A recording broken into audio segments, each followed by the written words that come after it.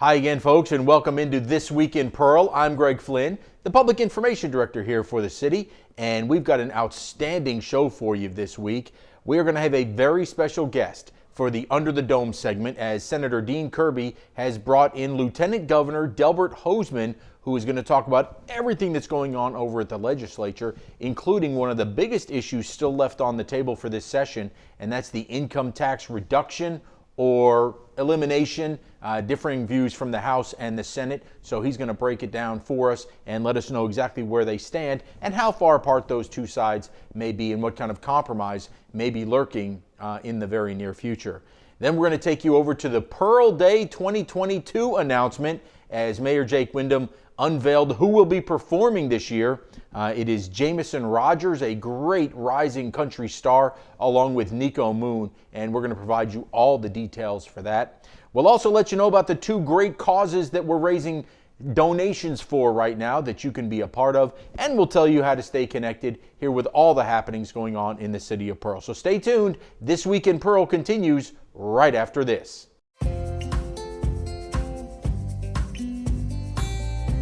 Hello, I'm Mayor Windham, and I'm thrilled to show you the city creating its own future. Pearl is located in Rankin County, the fastest growing county in Mississippi, and there's no question why. Access to great schools, even better shopping, and unbridled beauty make Pearl a town that truly embodies its name. And with a truly exceptional team of first responders, public safety is another key component of our success. With fantastic housing opportunities from quaint suburban neighborhoods to gorgeous lakefront properties, there's a place for you here in Pearl. You can't beat the location. Right outside of Pearl is the crossroads of the South, where Interstate 20 meets Interstate 55. From here you can travel anywhere within the state or the country. Or you can choose to stay right here in Pearl to enjoy a Mississippi Braves baseball game or experience the small town atmosphere, community pride, and heart of the local residents. Welcome back into This Week in Pearl. I'm Greg Flynn, the Public Information Director here for the City of Pearl, and we are going to go under the dome, and boy, are we honored this week. We have the Lieutenant Governor here with us, Mr. Delbert Hosemann. Congratulations on a great opening part to the session. You've got a pretty good right-hand man here. And my President Pro Tem is with me today. Senator Dean Kirby, who you guys get to see every week, but he was kind enough to invite the Lieutenant Governor, and you are here now, and my goodness, could you have done more work in the first half of the game over at the legislature? You know what's funny about that, Greg? It's funny you should say that, because our history, back when I used to be a lawyer, I went to a lot of board meetings and stuff. So my history was to have a lot of board meetings. And so beginning in about June, we started having public hearings in the legislature, in the Senate side. The House doesn't have any of these. But we went into insurance, we had tax hearings, we had highway hearings, we had, I'd guess probably, and they're all on the internet, everybody can go back and look at them. When I came on, we started recording everything, all our committee meetings, the Senate session and everything.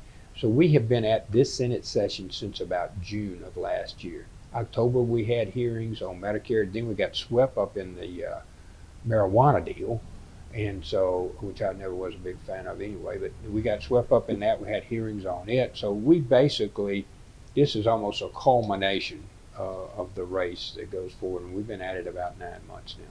Yeah, you were able to knock out, as Senator Kirby has told us in the early going, you put the medical marijuana to bed. We did. You got the congressional redistricting We did. Put to bed. We thought you had the teacher pay raise all worked out, and that was, Well, we did, but you worked that out, so you got that out the door. Just a lot of the big issues that you've tackled. Really, I don't want to say that that's unusual, but man, you guys made a lot of hay early on. We did, and you're right to say that the reason was we were prepared. You know, we had all these hearings in the summer and the fall and everything, so when we got here in January, we were game on. You know, we did, like you said, we got the medical marijuana bill out finally. We did all of that. We have passed a broadband bill for rural Mississippi that is outstanding. Will involve a commission and hundreds of millions of dollars that will go to rural Mississippi and people who do not have access to broadband. To me, that's the future of Mississippi, really, is to be able to get you on the internet or do business over the internet, or kids can learn over the internet. All of that stuff comes out of the internet. So we're very, very positive on our stuff. It's in the house now, like a lot of our stuff's in the house now. So that is out there. We've had just a tremendous amount. I met on Accelerate Mississippi. We 2 years ago, we changed these boards around to what's called a SWIB board, which had 40 members or something, to 7 members. And we appointed 2 of them were my appointments. And they have been working under Ryan Miller to go out and look at all the job training opportunities that we're given. Now, in some of our places, like some of our community colleges, we had some classes that you probably didn't want to spend any time on, like cooking or something. We don't do that anymore. So Accelerate has gone back, divided the state into 8 different divisions, looked at each one of the employers in every division, and now we're going back to the community colleges and say, we need welders. We need people to manufacture cars. We need people to manufacture ships. And so we're emphasizing the job. We're marrying the job responsibility with the community college responsibility. That Accelerate Mississippi is now really gaining momentum. They've hired 3 or 4 people now. I go to their board. I went to their last board meeting. I'll be over at their board meeting again. They're meeting weekly now. But that's a big opportunity for people who are either not employed or underemployed to go up from whatever they were making, $15, $20, $25 an hour, to go to $30, $35, $40 an hour. So I thought that was really important. Well, it's important because it sounds like you're then concentrating on the actual needs and making the process much more efficient. We are. Plus, I want to train people for an upward mobility economically. We don't want a $10 an hour job anymore. I won't. You can't survive on a $10 an hour job anymore. I filled up my truck and cost $108. That gives you some kind of indication. No, we got to have our people up in the $20, $30, $40 range, not at $10 or $15 an hour. So this job description is very, very important for us. We've done a lot of work all year long in hearings on state parks. Now, we've got state parks around here like Roosevelt State Park, which would be great. We want moms and dads and children to go to these parks, fish, spend the night or something. They are in abysmal shape. So I could not get any real estimation from wildlife fisheries and parks about how much they were really short and what really needed to be done. So about 3 weeks ago, I got a set of 3 different architects together. And we divided up all the parks. I said, you go to every park, take pictures, come back to me with exactly what needs to be done, and then we're going to try to appropriate the money to have our state parks first available for Mississippians so we can go out there and spend the night or have a weekend or whatever. But also, you see all these campers driving up and down the Interstate 10 and down Highway 49 if you can get down it. And so you've got all this going on, and those people are driving somewhere else. They're not stopping here. So it's an economic development part of this. I just got those back in. I got the second tranche of them. The first 10 parks were $110 million. Then I got a second tranche that I just got in this morning was $12 million. And then I'm waiting on 3 more. So I think we're going to be somewhere in the $130 to $140 million to get our state parks back to something that we'd be proud of for ourselves and for people who come here to ski us. Well, and that's exciting because, our state parks, we're such an outdoor society here in the state of Mississippi that unfortunately they become some of the best kept secrets out there. Although, as you said, some of them you want it to be a secret the way their current condition is. But it's just a great opportunity to really blow the doors open. It's all over. Like Tishomingo has waterfalls and things in it, and it's up in the lower hills of the Appalachians, and Buccaneers on the coast, and it has a whole different thing. But anywhere in between, we have these great places, and some of them have tourist facilities. Others are these wildlife management areas where we all go take our children hunting and whatnot. Not everybody can get in some big duck camp or something. So in any event, I'm real pleased and real focused on trying to get our state parks up to something that we would like, and then of course our visitors would like. And as part of that, we have proposed $30 million for tourism. We put in $30 million last year after COVID. Had some phenomenal responses. I just met with all of their people last week. There's this direct marketing organizations, DMOs, that are around the state. Met with them, very enthusiastic. We had the best recovery from COVID in Mississippi of any state in the country. Our percentages went up more than anybody else, and this direct marketing was a good part of it. And the other part, of course, was Governor Reese, and his masking thing wasn't as aggressive as it were in New York and these other things, so we had to fight through all of that. But that allowed us to have a tremendous response, people coming to go Vicksburg or coming to Elvis Presley or coming to B.B. King or coming to the coast. All of that's Grammy Museum. All of those started to pick back up again.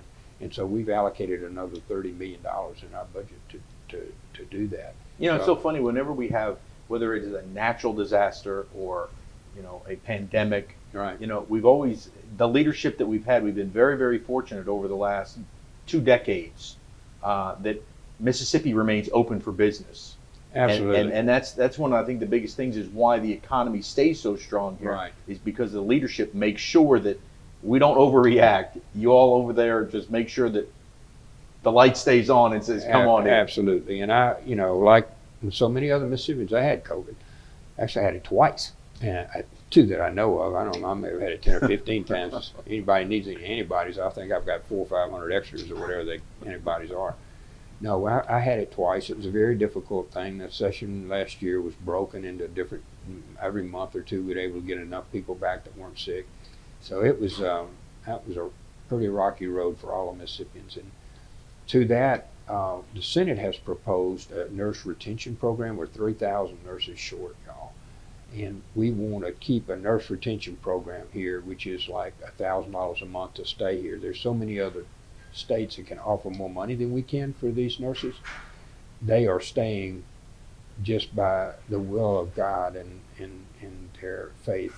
Otherwise, if you go, like I have gone into some of these ICU units and see, they're all dressed like something you see going to Mars or getting out of a Land Rover on the moon or something. They're holding their iPhones to these patients so that they can talk to their relatives. In many instances, the last time we had thousands of deaths in Mississippi. So they're just been true angels. I mean, and they're exhausted. There's not like this went on for a week or 2. This has gone on for a year or 2. And so we still have a lot of people in our ICUs that are COVID related. So I've been really concerned about that. We want to do 2 things. One is give a retention for them to stay. And then the second, the Senate and Senator Kirby's one of the leads on this, take where we would pay for part or some of your tuition or all of it if you go to nursing school and agree to stay in Mississippi for 4 years. So we want to keep our homegrown people that are here already. I went out to University of Mississippi Medical Center. It's got a big nursing school. Mary Graham's got one on the coast. There's a number of them. And we're trying to get these young men and women out into the workforce to take over the ones that are just exhausted or retiring. Some have actually had to leave because the economics were so good somewhere else. So we're very, very into making sure that we have enough people standing by your bedside to take care of you if you're sick. And that involves if you had heart attack, cancer, or COVID. And then the second thing is this is a longer term process. We think about this looking out at where we're going to be in 2 and 3 and 4 years. Hopefully we'll never see another COVID like this, but we're very interested in that. Well, it's a great program. We hope that gets off the ground, that we can get more nurses and the incentives and the retention. Well, it's going to come out of the Senate. A lot of things are coming out of the Senate. What happens to them in the House, you just want to, whatever. Well, speaking of that, then let's jump into the House, because Speaker Gunn was on our program a week ago, and the lion's share of the rest of the session that he believes will be spent on the income tax, either the elimination thereof or the reduction of, in some capacity, that the House and the Senate will hopefully get together on some kind of a compromise. But right now, it seems you guys are very far apart on the 2 views that you have. Yeah, we are, because we actually read the numbers. So that's the difference. Let me go first what we're doing and then tell you a little bit of how the calculation works. We think that we need to lower the grocery tax by 2% immediately. I was laughing. I filled up my truck for $108 in gas, and my wife was talking the other day how much it costs for food and whatnot. We think this inflation is not transitory like the president said it was. We think it's here and it's going to be here for a while. Now, how long this war in Ukraine goes on, we have so many other transitional things that are happening here that are very hard to predict, but it seems to me, and in my own mind, it seems that we are going to have a significant inflation period. Okay. Now, so with that, we want to lower the grocery tax 2%. We want to give back $130 million back to people in Mississippi that sent us a check. Now that, nobody's ever done that before in Mississippi. I've been paying taxes 50 years. I never got a check back. You never got one back. So we want to pay people $130 million. Now that's from $100 to $1,000 check. Now that's important to people who pay taxes. We wanted to make sure that that's done. Then we want to eliminate the 4% income tax portion. We got a 4% rate and then a 5% rate after that. So those were our three proposals from the Senate. And the reason we did those is we added up how much money we were getting, how much we could anticipate receiving, like what is it going to be in the next year or two, what's that going to be, what is our anticipated expenses going to go up to, like we did a teacher pay raise. I think everybody's pretty much agreed to that, around $200 million. Since I came on board, I lost the first year, but in those next 2 years, we have raised teacher pay about $250 million if we adopt this one. So we have those expenses. There are building expenses, and inflation hits us. We got a $6 billion budget, so everything we buy is 5 or 6 or 7% higher than it was last year. So we did all of that, and we went through that normal process, and that's where our position came from. Give back some of our one-term money, help out on our grocery tax, lower the income tax, and our numbers work. On the House plan, there is a vision that all of us would like to have, not to pay taxes or lower income, lower anything. But the House plan raises taxes from 7 to 8.5% on just people going out and buying something. On the sales tax. On the sales tax, it's a 1.5% increase. It has some advantages because everybody shares it, but it has disadvantages because we're in an inflationary period. So we're suffering a little bit. So with that money raises about $700 million. The first break that they want to do is have everybody 40,000 and under not pay any taxes. So that's their first level. That cost about $1.3 to $1.4 billion in revenue to the state. Okay, so you raise 700 and you cut like 1.4 billion, or 1.3 billion. So where's the other 600 million coming from? Do you know? Where does it come from? Yeah, where does it come from? This year we're about $500 million ahead of budget. So what they're saying is we're going to take this year's 5 or 6 or 7 or 800 million, whatever. We're going to make sure that next year it covers that gap. We raised it 700 million. It cost 1.3 billion. We're going to take all the money we got this year and pay it off. Now that works well, year one. Now year two, if we come back, we raise 700 million, we cut 1.6 million. What happens? Well, you're banking on the sustainment of that. 100%. So you're 600 million short the second year. So what happens? Well, we use a little bit of this, and what we're really going to do, we're going to grow really well. You hope. And they hope. And if you grow really well, maybe that gap will stay there, and we'll just eat away a little bit more. But eventually, the state economists ran these numbers, and it shows us going negative in about year two. Well, actually, before that, depends on what these assumptions that you make, how much we're going to grow. But clearly, when you raise 700 and you cut 1.4 billion, there's a gap. 1.3 billion or whatever it happens to be. The numbers are a little hazy. There's a gap. We can cover that gap the first year, and we may be able to cover it the next year. But in year three, like after Katrina, we had a decrease in revenue of 4.5%. Oh, it was atrocious. And then the second year, 4.5%. Now that's not the first year when the government came in, just like what happened, raised all of this money. They came in and cut 4.5%, then it cut another 4.5%. So if you hit any of those years, you get where you're upside down. And we have a rainy day fund, which is full, so that's about 600 million. So we do have some money that could take a hit like that. But the Senate has been very, very methodical in looking at the numbers and trying to make reasonable projections.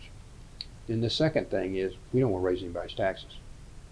They start by raising $700 million on somebody, and then they say, well, if you paid this much, or you're a retiree, you didn't do this, and if you didn't buy a car. Well, all of that aside, we don't raise anybody's taxes. And of course, they say the offset will actually save you money the next April, but we don't, we would prefer not to raise anyone's taxes. I think the governor is the same way. He said repeatedly he'd like to do away with income, but he don't want to raise anybody's taxes. So we're kind of in line with the governor on this point. I don't know what will happen at this point. It's clearly something that the Senate has given I think a very reasonable bill. I don't believe that their bill is sustainable unless you have all kinds of projections, and they put in a trigger, like we won't raise it more than 1.5%, our expenses. Well, inflation's been 1.6, so we basically would be going down.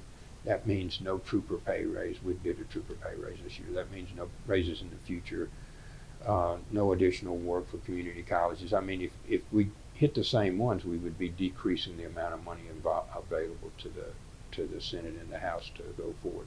So yeah, it works a couple of years, but I've got 7 grandchildren. I don't think it works for their lifetime. So you're right, we're very far apart. Is there room in there for compromise, do you believe? Always. Once you take off the raising taxes of $700 million, you take that off the table, so we're really just reducing the income tax.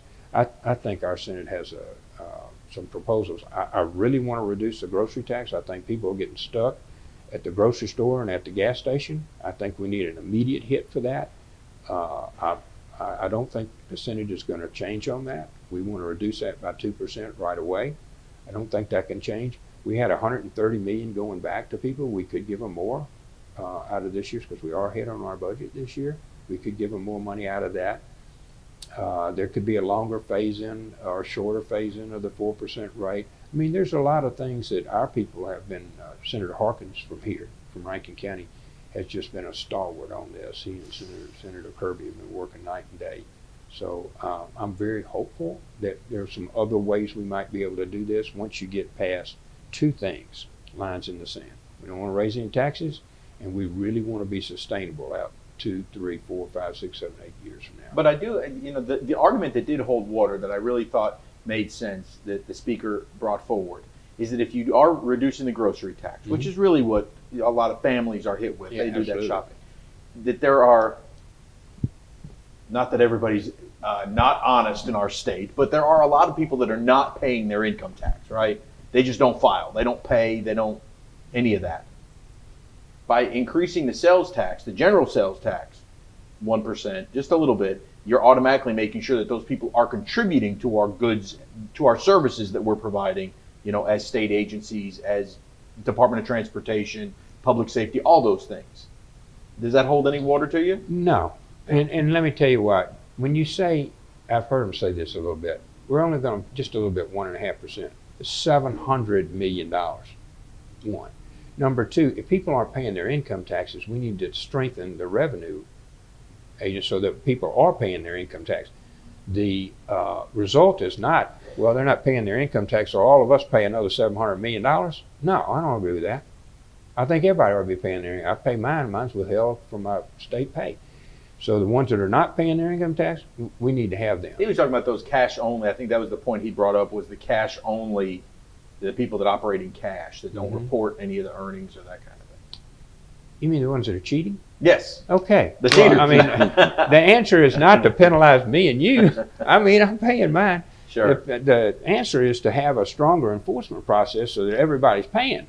Now, clearly, I mean, you've probably had the same thing. Somebody may say, I'll cut down a tree in your yard, and it's if you pay me in a check, it's $200. If you pay me in cash, it's $100 or something like that. I mean, there's some little outliers there, but sure. But we need to make sure that on drug matters, obviously there's some of that. On personal service matters, there's some of that. But I don't think that's enough for to penalize you $700 million. I mean, I don't. The people who are really paying. So I don't think that's a good idea.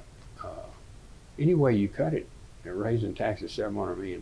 Sure. If they say they're offset and some people are paying more, we will catch some of the people that are paying more. But most everybody that's paying part of that $700 million is going to be paying taxes anyway. I mean, the big thing, and Senator Kirby, we've talked about this many times, is there are states where it works very well to eliminate income tax. You have your Floridas, your Texases, your Tennessees. They've never done that. Not one state has ever eliminated income tax but Alaska. But all the rest of them started without an income tax. Right, but then they've been able to offset it because they're big tourist states. We've talked about this many times. It is that they get so many visitors.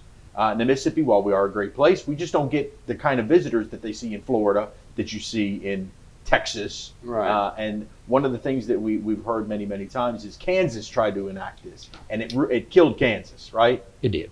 It basically bankrupted the state of Kansas. It did. And this is what you're trying to prevent the state of Mississippi from falling into the state of Kansas. I don't want us to be bankrupt. That's accurate. But you know, when I talk to my own daughter, lives in Texas, and I ask her, "What is your real property taxes?" It would scare you. There's no free lunch here. I mean, you can eliminate, if you're going to eliminate virtually about 1.8 billion, or roughly a third of the state's budget, it's going to be raised from somewhere else. We cut the budget. The Senate cut the budget 2 years ago. We led that budget cut in that like $100 and something million. So part of the reason we got access is we're good stewards. We also cut the number of employees, like I think almost 500 last year. So we're downsizing state government and then trying to pay our state troopers, our teachers, and the ones we need to pay. We need to pay them for sure, but we're downsizing the number of employees in the state. And we're continuing to downsize government. So we're working on this from both sides, and as we hit those, we're able to reduce taxes or lower it or whatever you want to call about that without raising people's taxes. Well, I think it's important. One of the terms that I remember quite well from my state days was it's more of right sizing. It's not downsizing. Right. You're right sizing to get more efficient and to get more concentrated so that you can pay those good employees what they deserve, and you don't need 12 people to do the job that 8 people could do. That's exactly right. We did away 2 years ago, or this last year, we did away with 3 different commissions. We're doing. You're right. We're doing the right sizing part of this. We have had a pay scale done called SEC squared, so that we can look at what everybody's job description is, and then do we really need those? And we're downsizing some of the agencies because of that. And then the people who are working and doing a good job are get a pay raise. Some of them will. And so I think you're exactly right. We're trying to run it like a business. Heaven forbid. It's a lot of money. It is a business, right? You guys are CEOs up there. Well, our budget's $6 billion something, and with the Medicare and everything else, probably about $15 billion a year. So it's a very big thing, and I think it's important for us. I think it's important for us to be good stewards and run it as well as we can. And I will tell you, I go out to state agencies. I've been to like Child Protective Services, up in their office, and I sit up in there. How's this going? What do you need? What are you doing? Mental health. The Department of Health, Dr. Dobbs' office. I've been out there several different times. He's trying to assimilate medical marijuana now. But I go out to these places. I've been to the mental health homes in like Greenwood and these other places. I go and see them. But I want to know what we're paying our money for and what our real needs are. We're under two lawsuits, one mental health. I went to the trial for mental health, and the Judge Reeves got up and said, "I don't think I've ever had the lieutenant governor here before." And I said, "Well, I'm hoping I never come again, if you let me out of here." So we devoted some of our ARP money to mental health. Child Protective Services, we did. American Rescue Plan money was $1.8 billion, which we got $900 million, and we get $900 million this next year. And so we devoted some of that money to water and sewer and matching cities like Pearl and Rankin County. Rankin County will probably get a $75 million match for its stormwater drainage, and Pearl gets a match. So every dollar that the city's got, we wanted to match. American Rescue, called ARP money for short, American Rescue Plan money. We spent all last year moving around, talking to supervisors, going to board meetings. We've got all of that. It's now hung up in the house. And I'm not so sure it's going to pass out, which will be devastating for Rankin County. I think it's like $75 million just in your county. And then each of the towns give money to do their water and sewer and water tanks and all that kind of stuff. All of that is being held up in the house, just quite frankly. We have passed every one of them. Senator Kirby, of course, watches Rankin County, but he also watches the rest of the state. Sure. Well, Dean, and it's one of the things that you've been so proud of in working with City of Pearl, the other Rankin County entities, is that they got their ducks in a row with these projects for matching funds. That it wasn't just, hey, we have our handout, give us money for infrastructure. These are projects that were ready to roll, right? They are. And what we like most about our good elected officials in Rankin County and their employees is when they come to the Capitol, they come with a package. they have it broken down exactly, all the expenses. What they bring us, we don't have any questions. I mean, they detail it out. And of course, when you have a lieutenant governor as a tax attorney, and he does understand taxes, and that's one advantage that we have, I think, in the Senate. And of course, the Senate's the more deliberate, more conservative body, and always has been, and will continue to be. But anyway, Rankin County and the city of Pearl, and Brandon and Flowood, Richland, all of them, when they come prepared. We're very blessed to have those elected officials that know what they're doing. And a lot of I can assure you, and the lieutenant governor can tell you, there are a lot that come up there with just a handout, not knowing all the details of what's going to cost just about this. Engineers said it would cost about this. That's your guess. Well, Lieutenant Governor, I tell you what, it is, that to all of us laymen out here, it sounds great, that the carrot's been dangled, that it's kind of like, okay, we want to get rid of income taxes, we want to lower income taxes. But as always, in state government, it's sausage making, devil is in the details, and it's something that you guys are now going to have to, I don't want to say unring the bell, but work through it so that the people can truly understand what the ramifications are with whatever compromise you all come to. Yeah, I'm very hopeful about that. We put our bill out, they put their bill out, and it'll go to conference, and there'll be, the normal amount of stuff. But there's some room there. Like I said, as long as we don't raise people's taxes, I think that's good. As long as we don't bust the budget out 3 or 4 years. And whenever there's proposals like that, everybody says, well, my bill doesn't work like that. Well, they're assuming growth and stuff. So there's some things. The further out you go, the more dangerous you go. I want to go back on what Senator Kirby said for just a second. Your board of supervisors, I was out at the Brandon Garden Club. I go, they have that soiree out at Brandon. I go serve every year to the ladies out there. Places packed, hundreds. They sell out weeks in advance. And I had a chance to talk with Jared and a couple of the other supervisors out there that were working there as good citizens. They were so organized. They sat down and figured out all of their storm water that they needed, plus some roads. I've met also with Jared about a road, basically it's Florence to Byram connector. But they're so organized and so well thought, and they, like Dean says, that when they come to the Capitol, we got this amount, and this is exactly what we're doing. These are all the projects, and this is how much they're going to cost me. If you give me $75 million, we'll be able to do these, and we're going to put our $75 million up. So it's very organized, and the ones like that are well prepared and have a legitimate argument, like Rankin County does, and all the cities out here are Butch. I mean, all of you guys are just great. I mean, you're so far ahead down there. I wish you could see some of the other stuff we get. No, we don't. No, it would make us weep. So far, I've asked everybody to send in.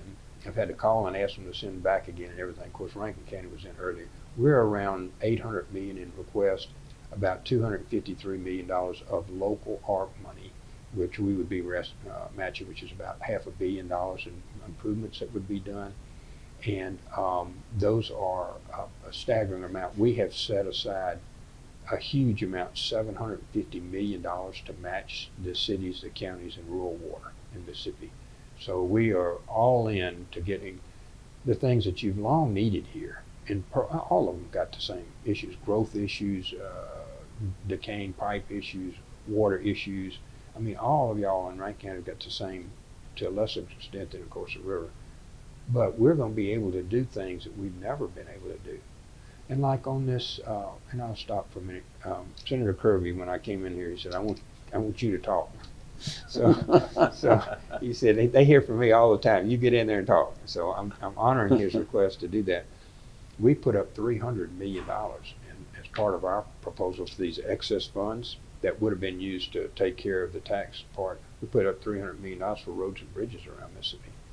I think people need to be able, despite what's happening on 49, I rode down there the other day. It looks like it's getting closer. But regardless of that, I do think. I hope we're all alive to see it when the last barrel comes away, right? I'd not ride down it in a hearse. But in any event, we we have a lot of roads and bridges, like we were talking about Florence Environment, that they'll be able to apply for, and there's some other completions out here that they'll be able to apply for. Gary Rhodes, of course, wants another lane going all the way out to the next road out there, where Brandon would connect on the north side. I mean, there's a lot happening here, and all of your projects are well thought out, and I think you're going to see a significant continued improvement here. Well, you guys continue to fight the good fight. It's going to be a tough fourth quarter, I think, over there in the game, but we're confident you're going to get it done. I'm real pleased with our Senate. We have a real collegiality there. You know, like on our tax bill, I think we had all our Republicans, maybe except for one or two maybe, and then about 4 or 5 of our Democrats voted for it. We have some really bipartisan things that are coming through, because I think Dean, of course, sets the tone because he's the president pro tem, and he has the same demeanor that y'all all know well. That calm, very nice guy, doesn't yell at anybody. You know, everybody gets along. He got a unanimous vote to get elected. You know, 51 other people have voted for him to be president pro tem, and he has a very calming influence on the rest of our senators. And so, as such, our collegiality this year, the last 2 years, have been really strong, and that's helped us to get some Democrat votes when we needed them for whatever, and it also has helped us to get some real Republican things through the legislature. So I'm real pleased. I think we are poised, if we can get past this tax thing that the speaker's so up in arms about. If we can get past that, I think you will see major positive steps. I went over this morning about 20 or 30 other bills that will strengthen elections, lots of other good stuff. So I'm hopeful. Dean, your best show yet. Most insightful. I enjoyed it myself. I must admit. Well, He does a great job, and now you know why I enjoy working with him so much. Well, thank you for helping facilitate inviting the Lieutenant Governor. Delbert, thank you so much. Great to see y'all. Y'all keep the faith. We're going to have some really good years. Excellent. That is Under the Dome. We will be back with more This Week in Pearl right after this. Anybody can live in a neighborhood, but not everyone gets to reside within a true community. Our vast array of community organizations not only provide opportunities to give back, get involved, and come together, they create a sense of pride for our city and continue to help forge the community our residents are proud to call home. Doing better by working together. Community starts here. Welcome back into This Week in Pearl. I'm Greg Flynn. We now want to take you into the announcement that we had earlier this week for Pearl Day 22, the big concert that's going to take place on April the 29th over at Trustmark Park. Mayor Jake Windham was gracious enough to unveil the 2 artists and give us a look at the poster that's been designed for it. So we want to let you take a look at that announcement right now. So good morning. Today we're here to announce Pearl Day 2022 that's going to occur on April 29th. The city will celebrate its 49th birthday, which we are preparing for a great concert on the grounds of Trustmark Park.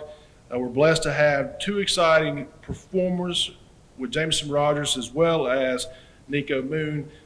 One thing that we're just really excited about this year's Pearl Day is the fact that things can get back to normal and we can have a good time like we've done in years in the past. And so we're looking so forward to it. We hope everybody comes out in the metro area. And in the past, we've had people come from out of state to see performers at Pearl Day. So at this time, I'm going to turn it over to our Public Information Officer, Greg Flynn, to tell you some of the details about the event. Thank you, Greg.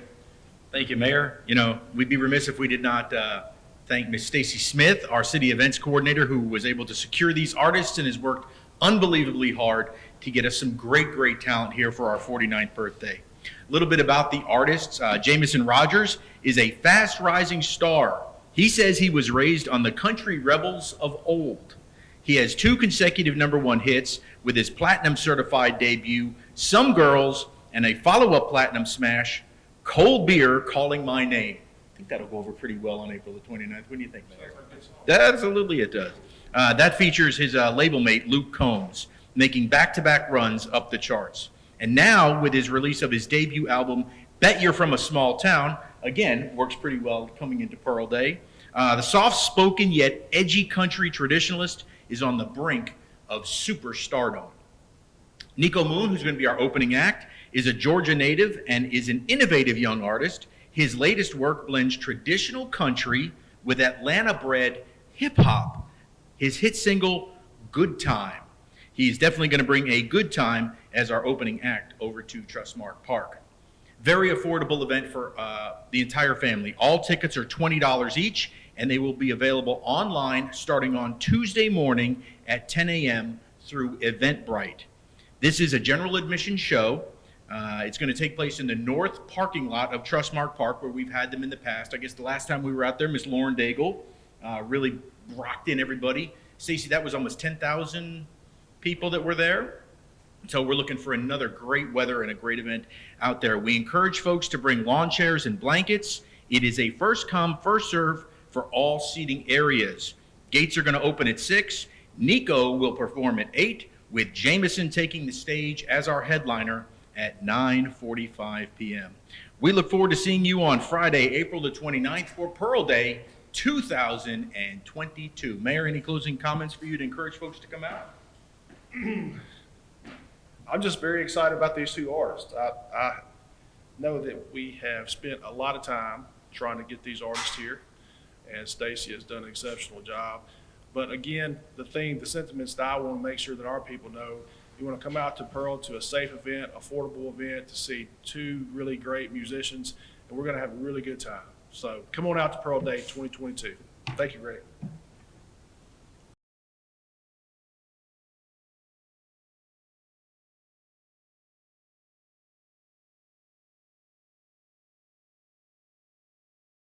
Welcome back into This Week in Pearl. I'm Greg Flynn, the Public Information Director here for the city, and right now we want to let you know about the two continuing causes that we have going on right now where we're collecting donations. The first one is for the Mayor's Youth Council. They are collecting snacks for the patients at Children's of Mississippi. This is the third annual snack drive, and they are taking up single-serve snacks for the kids over there at the hospital. Anything you can think of that kids would like that comes in single serve, we're collecting. Chips, individually wrapped cupcakes, cookies, all kinds of the kids' favorite things. We're also taking single serve microwavable meals, things like mac and cheese, things like noodle cups, Chef Boyardee microwave meals. All of these things are being collected over in the lobby at City Hall. One of the other really cool things that the Children's Hospital does is what's called a pill school. It's a pill training. It teaches kids how they can take medicine, and they utilize candy, really small candy. So we're collecting things like mini M&Ms, things like fruit roll-ups, sprinkles, things that really small that can teach kids tic-tacs that they can, swallow safely and know that they're not going to choke on it. So it's pill training school. So bring all those donations, anything you can pick up over to City Hall. There's a collection bin right inside the front door, and that one runs until March the 31st. We're also participating in what's called March of the Mayors. It is a donation drive for food pantries here in the metro area, and it's brought to you by Extra Table. What we're collecting is corn. Very simple. Cans of corn. That's what the city of Pearl has been assigned to collect. 4 other cities have been assigned items to collect as well. We're going to collect all of that and then put it all together into some great food boxes for the food pantries here in the metro area. We're collecting those until March the 22nd. So cans of corn go in one collection place just inside the lobby at City Hall, or you can drop it off over at the Senior Services Building. That is March of the Mayors. Again, corn, canned corn until March the 22nd, and Mayor's Youth Council snack drive for the patients at Children's of Mississippi. Those you can drop off in the collection bin, again, inside the lobby there at City Hall. When we come back, we'll tell you how to stay connected here in the city of Pearl as This Week in Pearl continues right after this. I'm Officer Kyle Carmerdale. And I'm Officer Alfred Jenkins, School Resource Officer with the Pearl Police Department, and our job is to protect students. Here in Pearl, we have zero tolerance for drivers that break school bus laws. There are 4 things to know. Stop at least 10 feet from the bus when it is loading or unloading. Don't move until kids have crossed the street to or from the bus. The flashing red lights are no longer activated. The stop sign on the side of the bus is retracted. When we catch you, you get a ticket up to $750, up to a year in jail, or both. Please pay attention so every student can get to school and home safely. Welcome back into This Week in Pearl. You know, we like for folks here to be able to stay connected and find out what's going on in the city in many, many different ways. We're about to show you a few of them. First of all, you can text the word Pearl to 91896. That's the word Pearl to 91896, where you can receive text alerts right on your phone about things that are going on in the city, emergencies, important information. It'll come right to your cell phone. You can follow us on social media 24 hours a day, 7 days a week on Facebook, Instagram, and Twitter under the name Pearl Government. And you can always go to cityofpearl.com, where you can find answers to all of your frequently asked questions and find out the phone numbers and email addresses to your aldermen, to all the city departments, where you can get answers to whatever it is that you can think of here in the city of Pearl. Well, that's going to do it for this week's edition. Remember, folks, the city of Pearl, we are a great place to live, work, and play, which is why we are affectionately known as the Jewel of the Crossroads.